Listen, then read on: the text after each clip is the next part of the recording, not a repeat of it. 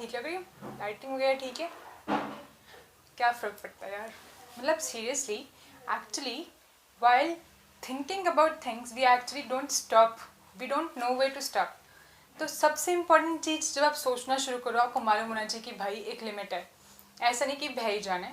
तो over thinking can be stop by simple thing कि किसी के बारे में इतना सब क्यों सोचना, मैं इस टाइम पे कितनी ज़्यादा अच्छी लग रही हूँ, उससे क्या फ़र्क पड़ता है। व्हाट्स मोर इम्पॉर्टेंट इज़ कि मैं कितना सही मैसेज कन्वे कर रही हूँ। And once I dressed up, मतलब I have dressed up, why do I need to always recheck, third check, fourth check, fifth check, why. तो यही है लाइफ में ना, एक सिंपल फंडा है। मेरे को ना किसी ने कहा था, किसी समझदार व्यक्ति ने, कि सबसे ज़रूरी बात जो आपको पता होनी चाहिए वो ये है कि क्या नहीं करना है लाइफ में, उसके बाद आपको पता होगा कि क्या करना है। क्योंकि वो चीज़ें तो पक्का नहीं करनी है। जैसे कि जब लाइट बल्ब, ये मेड अप स्टोरी है या रियल स्टोरी है, आई डोंट नो, मुझे पता है कि जब लाइट बल्ब इन्वेंट होने की कोशिश करा था तो समवन डिस्कवर्ड 1000 वेज जिस तरीके से वो नहीं बन पाएगा। तो पहले 1000 रॉन्ग वेज ढूंढ लिए बंदे ने, 1000 वेज में वो फेल करा, तो उनको पता लगा कि ये 1000 तरीके ये तो पक्का गलत है, इनके अलावा बाकी काम कर सकते हैं, सो दैट कोई और जो उस पर काम करे वो 1000 वेज तो पक्का फॉलो नहीं करेगा। तो ये नहीं कि आपको बार बार गलती करके डिस्कवर करना है कि कौन से 1000 गलत तरीके हैं जो हमें नहीं करने, पर आपको पता होना चाहिए कि ओवर थिंकिंग उस लिस्ट में सबसे टॉप पर है, जो आपको बिल्कुल नहीं करना है। जी हाँ, ओवर थिंकिंग। और ओवर थिंकिंग के चक्कर में मेरा माइक नीचे ही रह गया। Seriously, this is what over thinking can do. आप शायद भूल ही जाएं कि आपका असल मोटिव क्या है। मेरा यहाँ पे मोटिव क्या है? वीडियो बनाना, आपको लेक्चर देना और मैसेज कन्वे करना। पर if I will be more worried about my looks तो ज़रूरी चीज़ें रह जाएंगी ना। तो ये बात है कि लाइफ में बहुत ज़रूरी चीज़ें आप मिस कर रहे हो अगर आप ओवर थिंकिंग कर रहे हो। और इससे डील करने का तरीका सबसे पहला यही है कि आप सोचो कि आप किस बारे में इतना सोच रहे हो। उस टॉपिक को उठाओ, यहाँ से उठा के सामने रखो। अच्छा, इसके बारे में मैं सोच रही हूँ, क्यों सोच रही हूँ इसके बारे में इतना? क्योंकि आपका बहुत बड़ा लॉस हो गया, या तो आपका आईटी एग्जाम में स्कोर बहुत बेकार आ गया, बहुत ज़्यादा बेकार। अब आपको लग रहा है यार इतना बेकार स्कोर, इस पे तो आईआईटी का तो कोई चांस नहीं है, एनआईटी भी पता नहीं कौन सा मिलेगा, मेरी ज़िंदगी तो यहीं पे ख़त्म है बस, इसके अलावा तो कोई यूनिवर्सिटी होती ही नहीं है। जो बाकी सारी यूनिवर्सिटीज़ बना रखी हैं वो तो खाली ईंटें हैं, मतलब ईंटें ही हैं, उनका तो क्या ही वज़न है, वज़न थोड़ी होगा, मतलब ऐसे आती होगी हवा वगैरह, ढह जाती होगी बिल्डिंग। ऐसा नहीं है। देखो जी, अगर आईआईटी में रिज़ल्ट नहीं आया है, आईआईटी नो डाउट बहुत ही अच्छा यूनिवर्सिटी है, इंस्टीट्यूट है, one of the top institutes of India, ठीक है, बिल्कुल मान लिया। एनआईटी भी बहुत अच्छे हैं, चलो मान लिया। बाकी इंस्टीट्यूट्स अच्छे नहीं है, आपको ये किसने कहा? वी हैव आईआईएससी बैंगलोर, इतने टाइम से वो टॉप पे रहने की, नंबर 1 इंस्टीट्यूट रहने का भी उसने टेस्ट लिया है। और जेएनयू, जवाहरलाल नेहरू यूनिवर्सिटी, बस उसकी तो जितनी तारीफ़ करी जाए उतनी कम है। उसके अलावा बताओ कौन सी कम है? आईएसआई है यार, इन स्टैटिस्टिकल इंस्टीट्यूट, ये भी बस पूछो मत कितना अच्छा है। टिफर, इसका तो आप एग्ज़ाम देख के आपको पता लग जाएगा कि इसका कहाँ लेवल है। चेन्नई मैथमेटिकल इंस्टीट्यूट, सीएमआई, इतनी उम्दा यूनिवर्सिटी, बस मैं क्या ही बोलूँ, वर्ड्स कम है। तो आपको किसने कहा कि ये यूनिवर्सिटीज़ अच्छी नहीं है? बहुत अच्छी हैं भाई, पर अगर आप अपनी प्रॉब्लम को आगे रख के उसको एनालाइज करके उस पर काम करोगे तो दिखाई देगा। अगर उसे सिर्फ ब्रेन में रख के ये सोचते रहोगे कि रिजल्ट बेकार है, रिजल्ट बेकार है, रिजल्ट बेकार है, मैं मर जाऊँगा, ये वेट इतना ज़्यादा है, इसके नीचे दबी जाओगे, बाकी बात है। तो पहला काम क्या है? अवेयरनेस कि what is basically troubling you, पता होना चाहिए कि कौन सी चीज़ है जो आपका खून पी रही है। तो सबसे पहले काम क्या है? Awareness is the beginning to change yourself. आपको पहले सबसे पहले देखना है कि आपको अपने में क्या चेंज करना है, पहले उस बारे में आपको अवेयरनेस होनी चाहिए। तो अवेयरनेस। दूसरी बात, अपने साथ धक्का नहीं करने का है, जो हम जनरली करते हैं कि अब मेरा रिजल्ट नहीं आया ना तो मैं ड्रॉप करूँगा और मैं जब तक आईआईटी एग्जाम में मेरी फर्स्ट रैंक नहीं आएगी तब तक पढ़ाई करूँगा, बेशक उसमें 1 साल, 2 साल, 3 साल, 4 साल लग जाएँ। देखो, ऐसा नहीं कह रही मैं, जो ड्रॉप करने वाले होते हैं उनका गलत डिसीजन होता है, ये आपकी पर्सनल चॉइस है। पर जिसको लगता है कि उसके 60, मतलब 100 में से कम 60 स्कोर आया है एंड वो बंदा रीअपियर का सोचे, तो I will consider it a may be genuine decision कि उनकी चॉइस है, चलो ठीक है, वैसा सोच सकते हैं। पर जिसका स्कोर 100 में से 30 आया है, और मतलब अभी कि आपकी बार तो 33 के आसपास कट ऑफ गई, तो आप मान लो कि आपका स्कोर 34 आया है या फिर 40 आया है, वो अगर ड्रॉप करने का सोचे तो it's like I would really say कि आप अपने डिसीजन के बारे में रिकन्सिडर करो, क्योंकि अगर आपका इसमें नहीं बन रहा तो कोई और इंस्टीट्यूट में ट्राई करके वहाँ पे आप मेहनत करो। अगर हम ये सोचेंगे कि हमने इस बार मेहनत नहीं की, अगली बार करेंगे, तो जिसने इस बार नहीं की वो जब अगली बार प्रेशर आपके पास 1 साल में इतना ज़्यादा होगा ना, लोग इतने ताने कसने वाले हैं, इतना कुछ होता है ना, 1 साल घर पर रहना होता है बिना यूनिवर्सिटी के, तो वो काफ़ी प्रेशर वाला टाइम होता है। उस टाइम पे you can be easily demotivated. तो उस टाइम पे अगर आपको लगता है आपका वर्क फोर्स या वर्क करने की एनर्जी इंक्रीज़ करेगी, ऐसा बिल्कुल नहीं होता। एक प्रॉबिलिटी, एक सर्वे हुआ था कि स्टूडेंट्स ड्रॉप करने के बाद ज़्यादा एग्जाम क्लियर कर पाते हैं या फिर while they are in the final year, चाहे उनको जितना मर्जी सिलेबस हो, अलग अलग इंस्टीट्यूट से अलग अलग लेवल के होमवर्क को डील करने वाले हैं, अलग अलग डे के स्केड्यूल्स को डील करने वाले हैं। कहीं का इंस्टीट्यूट तो बहुत ज़्यादा देर तक होता है, सवेरे 8 बजे से तो सबका स्टार्ट हो जाता है लगभग, उसके बाद कईयों का शाम को 5, 6, 7 बजे तक भी होता है। एंड कभी कभी कईयों के इतने मतलब बहुत ज़्यादा डेडिकेटेड लेक्चरर्स होते हैं कि वो कभी कभी लेट नाइट भी लेक्चर रख लेते हैं। एंड मेरे कुछ फ्रेंड्स ने बताया था कि कभी कभी उनको रात को बुला लिया जाता था। वो टीचर मतलब इतने डेडिकेटेड थे कि वो रात को कॉल करके कहते थे कि चलो आज इस टाइम पे लेक्चर रख लेते हैं, और उनको आना पड़ता था। तो you will have to face a lot of things. उसके बावजूद भी इस सर्वे में क्या रिजल्ट आया कि ऐसे स्टूडेंट्स जो पढ़ते पढ़ते एग्ज़ाम क्लियर करते हैं उनके चांसेस 90% से भी ज़्यादा होते हैं, और जो लोग ड्रॉप करने की बात करते हैं उनके चांसेस 10% के क्लोज होते हैं। तो इसका मतलब ये नहीं कि ड्रॉप करने वाले डीमोटिवेट हो जाए, नहीं जी, आपका डिसीजन है, आप उस पर काम करो, बिल्कुल सही रहेगा। पर कोशिश करो कि जिस टाइम पे आप पढ़ रहे हो आप उसी टाइम पे क्लियर करने की कोशिश करो। तो अब ये अब आपका फाइनल ईयर ख़त्म हुआ है या होने जस्ट वाला ही था और बीच में छुट्टियाँ आ गई हैं, तो पेशेंस रखो। अभी बहुत सारे एग्जाम्स है जो डिले होंगे, उसका फ़ायदा उठाओ। सबकी एग्ज़ाम की डेट्स एक्सटेंड हुई होंगी, लास्ट डेट्स, क्योंकि इंडिया बंद है अभी इस टाइम पे, तो उसका फ़ायदा उठाओ, एग्ज़ाम्स के लिए अप्लाई करो और 2 एग्ज़ाम्स, और ड्रॉप करने की कोशिश कम करो कि इस टाइम पे क्लियर करना आपके लिए, मेरे लिए, सबके लिए बेटर होगा, जो भी अभी ड्रॉप करने का ना सोचे, ठीक है। और I have a list of institute जहाँ पे आप अप्लाई कर सकते हो।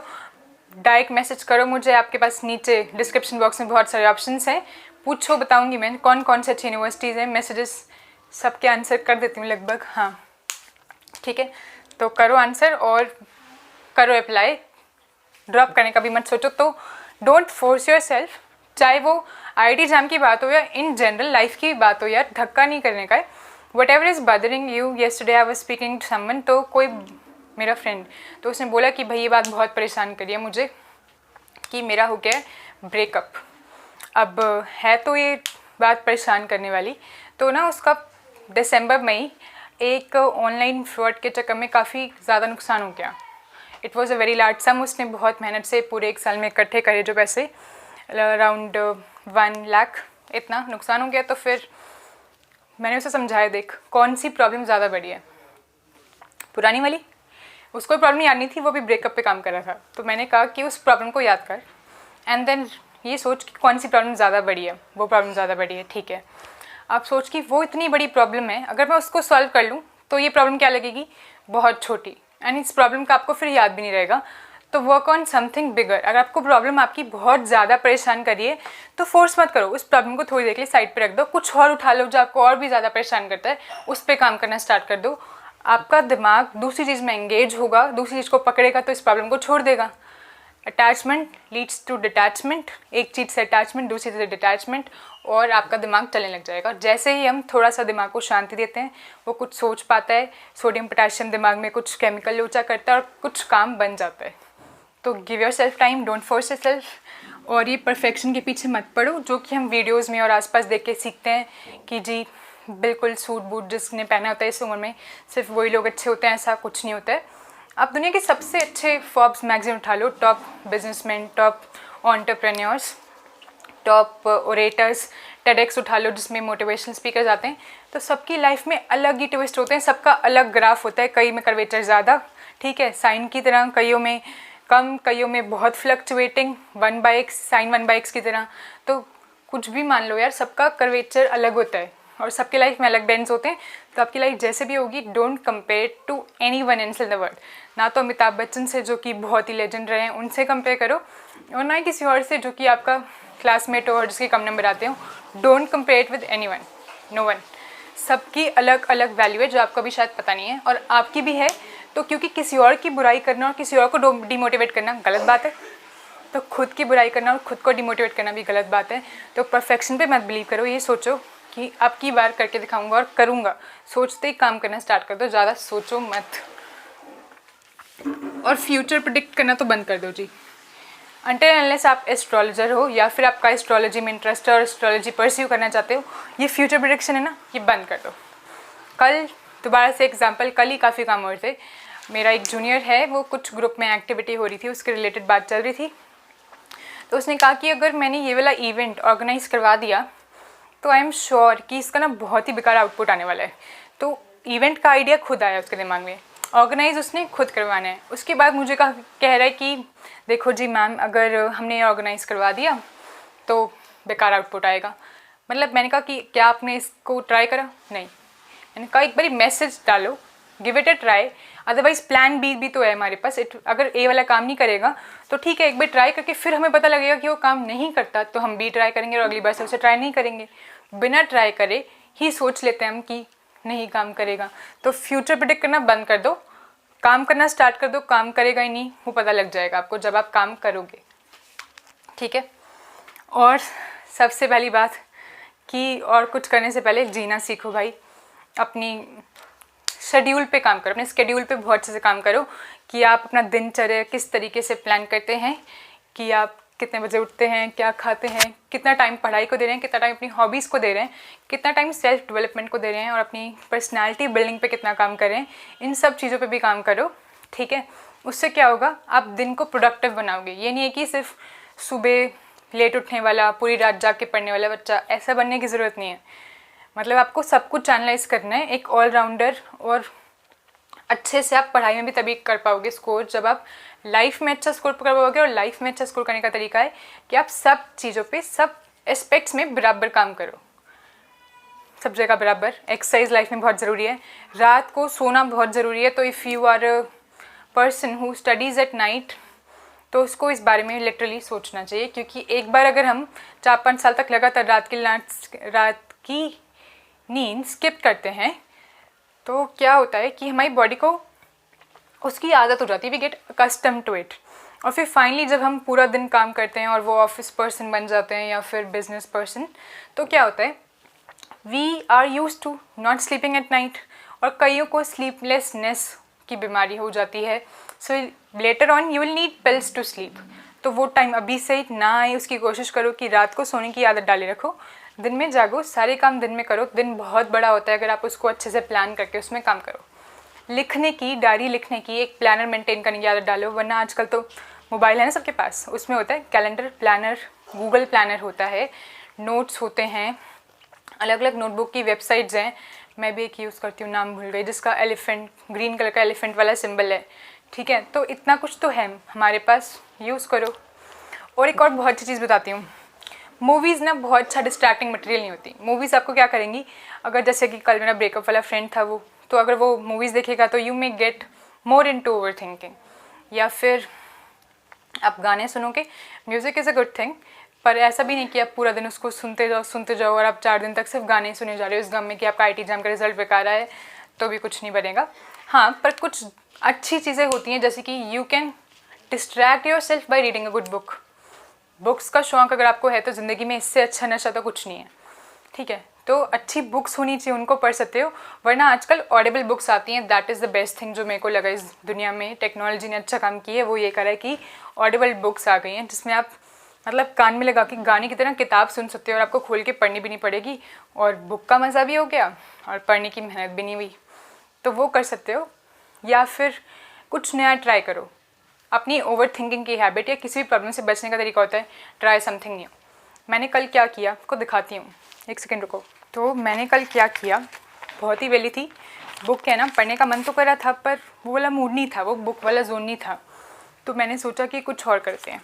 तो लिटरली मैंने बैठ के काफ़ी सारे बुक मार्क्स बनाए। देखो ऐसे वाले बुक में अटक जाते हैं। ये जो मुझे काफ़ी अच्छा लगा, काफ़ी क्रिएटिव है। और ये म्यूज़िक वाला, और ये तो बहुत ही क्यूट है, अपसाइड डाउन।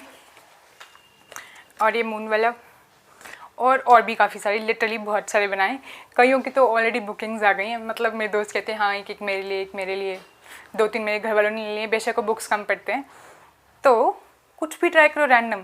मतलब आई लाइक पेंटिंग, वो अलग बात है कि स्कूल के टाइम के बाद इतने टाइम बाद कुछ ट्राई करा, इतना मज़ा भी आया और सच में ध्यान शिफ्ट हो जाता है बहुत आसानी से इन चीज़ों से।